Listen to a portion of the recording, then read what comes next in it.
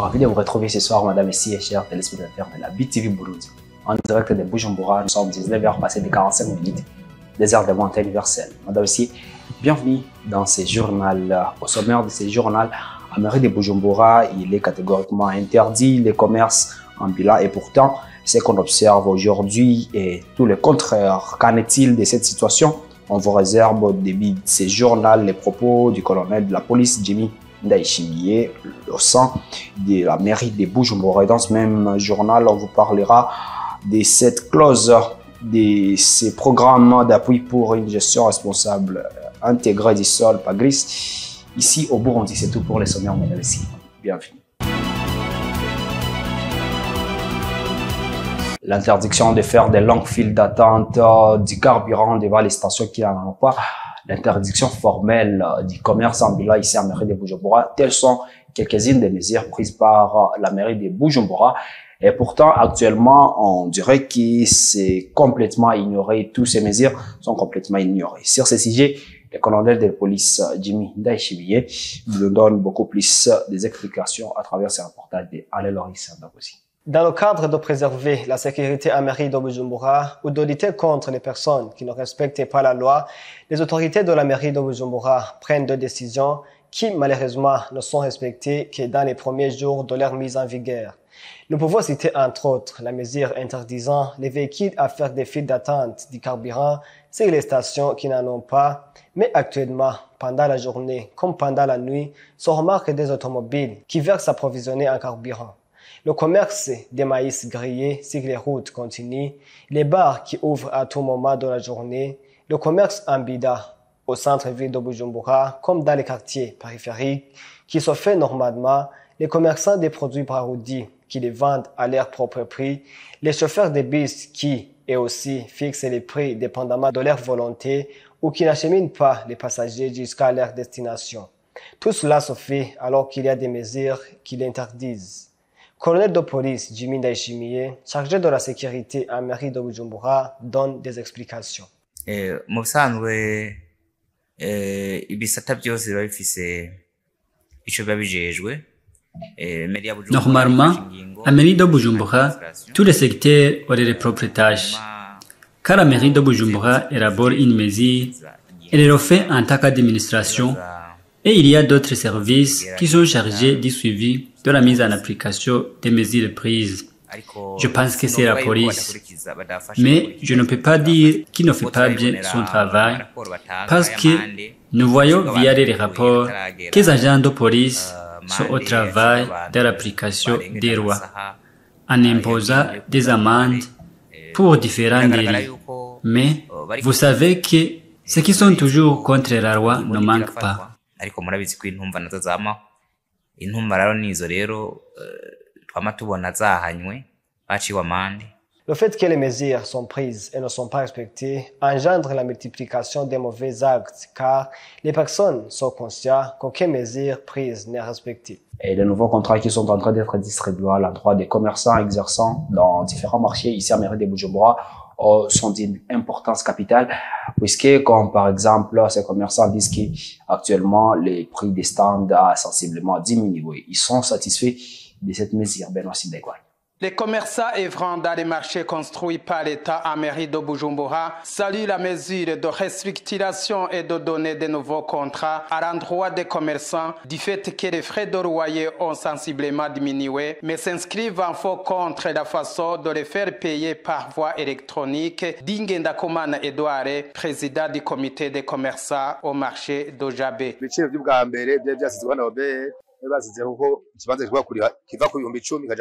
Les anciens prix étaient fixés par le BR. Les frais de loyer du stand étaient passés de 10 000 à 100 000.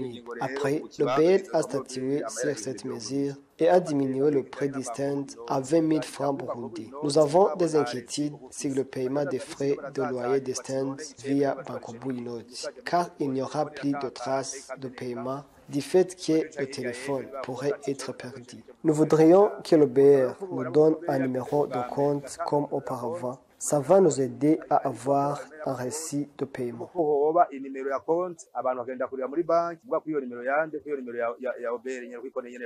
Ces commerçants indiquent que le tas de paiement des arriérés de l'année 2023 octroyé à ces commerçants par OBR est court par rapport à la somme due.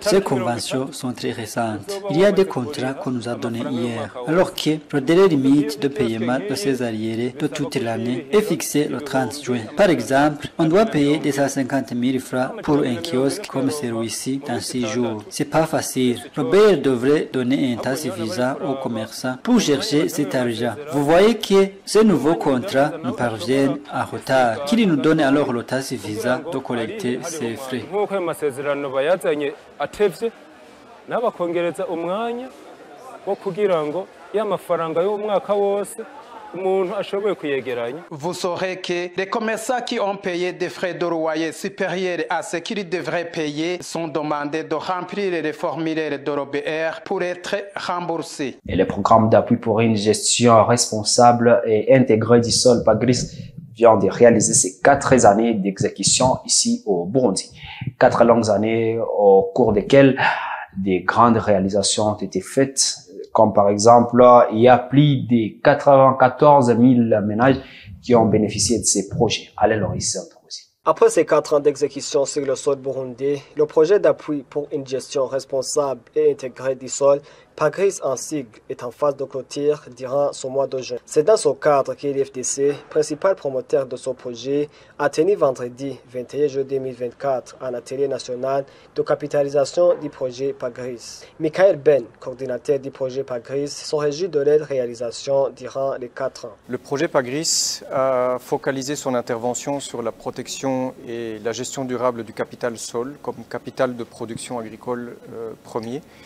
Et donc le projet se réjouit d'avoir choisi cette thématique de protection du capital sol et de restauration de la fertilité du capital sol pour augmenter durablement la production agricole au Burundi.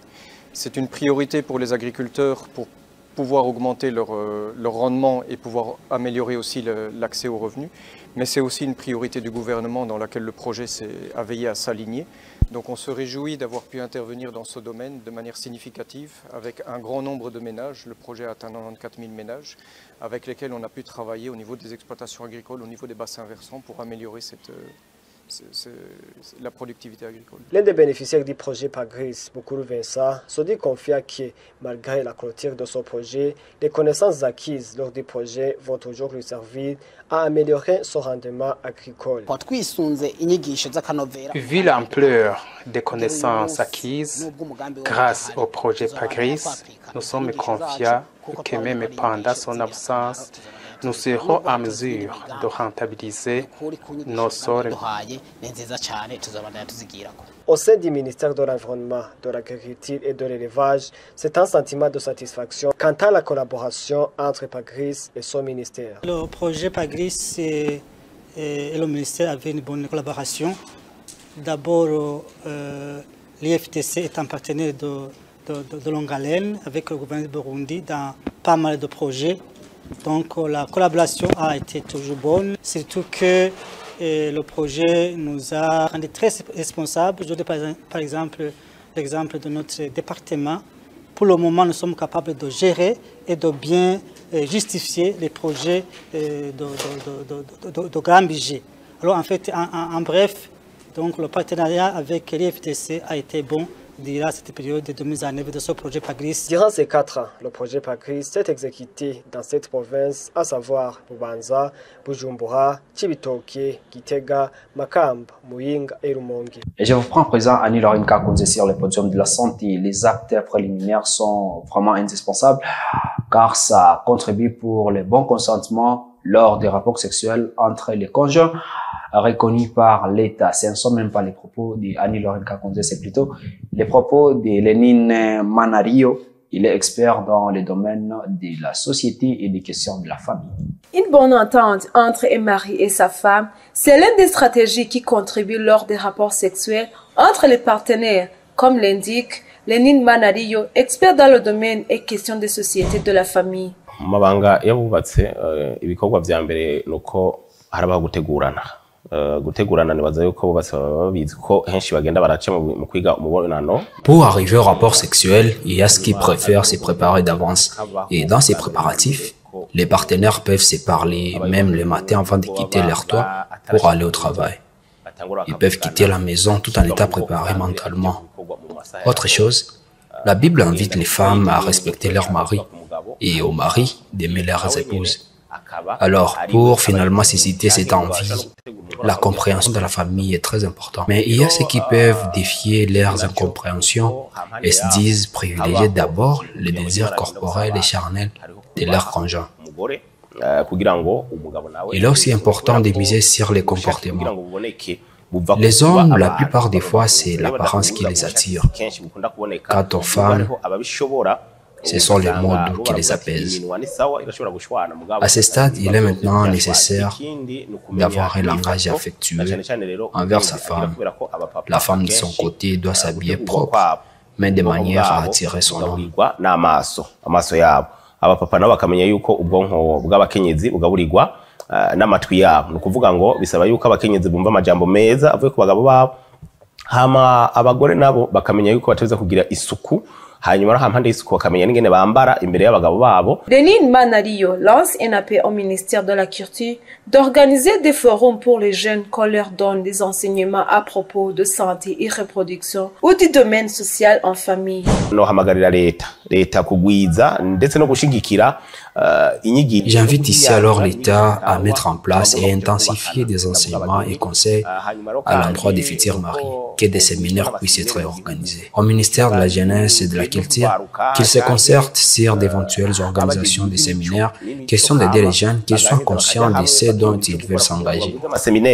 ashobora gufasha abajene kugira ngo bashobore kukura bazi ivyo bagomba kujamwo. Cela est ainsi au moment où il se manifeste beaucoup de divorces causés par l'insatisfaction de l'un ou l'autre entre les partenaires pendant leur rapport sexuel. Et à présent, place à l'actualité internationale. Au Kenya, le président kenyan William Ruto se dit prêt à dialoguer avec la jeunesse en colère contre la hausse des impôts. Pendant près d'une semaine, des milliers de jeunesses se sont rassemblées dans tout le pays contre le projet de loi de finances publiques au Kenya. Ces derniers affirment que le gouvernement est revenu sur sa promesse de réduire le coût de la vie.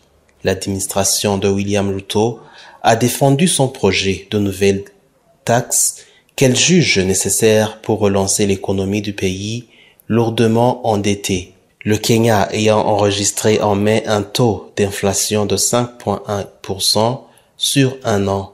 Toutefois, 5 groupes, dont Amnesty International, ont une déclaration commune affirmant qu'au moins une centaine de manifestants avaient été arrêtés lors d'une répression violente par la police anti-émeute. 2 autres sont morts des suites de leurs blessures à l'hôpital de Nairobi jeudi. À Gaza, l'Organisation mondiale de la santé a révélé mercredi que plus de 8000 enfants de moins de 5 ans ont été soignés pour malnutrition aiguë dans la bande de Gaza et 28 d'entre eux sont décédés. Face à cette situation, l'OMS et ses partenaires ont tenté de renforcer les services de nutrition dans la bande de Gaza, a expliqué le docteur Tedros Adhanom lors d'un point de presse à Genève jeudi.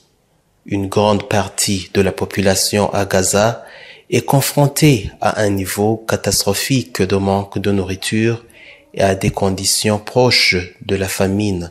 Malgré les rapports faisant état d'une augmentation des livraisons de nourriture, rien ne prouve actuellement que ceux qui en ont le plus besoin reçoivent des aliments en quantité et en qualité suffisante. Ainsi prend fin ce journal, madame et messieurs. Merci de l'avoir suivi avec intérêt. On s'est fixé rendez-vous très prochainement pour un nouveau numéro. D'ici là, portez-vous bien, prenez soin de vous et de vos proches, car demain c'est une nouvelle vie. Je vous rappelle que ce journal s'est retrouvé dès que vous voulez sur votre téléphone ou votre ordinateur. Allez sur YouTube et tapez @BTV Burundi.